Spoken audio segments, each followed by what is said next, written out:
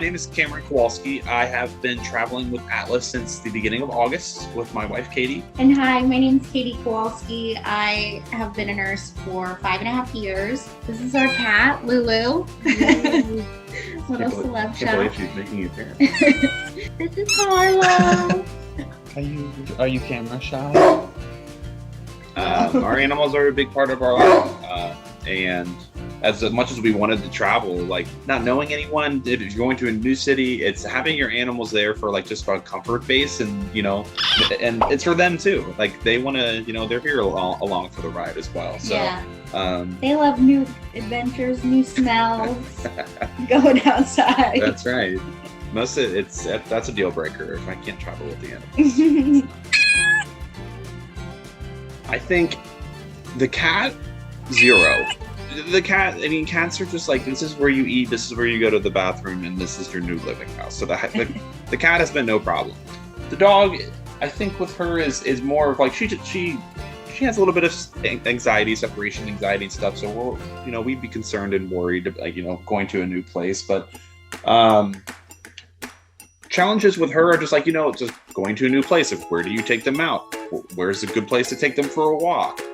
Is it safe to go to that spot? Just because in certain cities, like especially where we first lived, it's like you kind of have to know the area to know good places to take your animals out. Right. Yeah, and also one of the challenges with Harlow was having a reliable place to board her while we travel home, travel to other cities nearby, and thankfully we found a really great place in Baltimore called Dogtopia, and she goes to doggy daycare there, and that's something that she hadn't really experienced in Cincinnati before, but has socialized her really well, and she honestly enjoys going there. Definitely a sense of home. Especially when you're traveling. It's like if you're, even if you do travel to a place where you know somebody, that you're not going to be, if it's a friend or a family member, you're not going to be with them all the time. It's like your animals are always there with you. So it gives us, I think it gives everyone involved, us, me, Katie, Harlow, and Lou, just a sense of comfort that we have each other no matter where we go.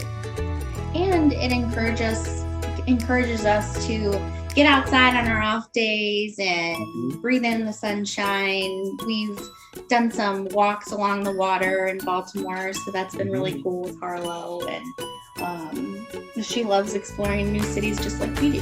That's a good question. We went right before we left for our first contract, so we just kind of did everything. I would imagine, unless it was emergent, I would imagine we would probably just wait to go home, just because we make fairly frequent trips home, but we haven't gone home with the animals yet. So that's a good question. I don't know if we would reach out and find someone here, depending on what the issue was, but I think that's a great question. We haven't crossed that. Yeah, in terms of like an emergency vet or anything, we haven't had to do that, thankfully.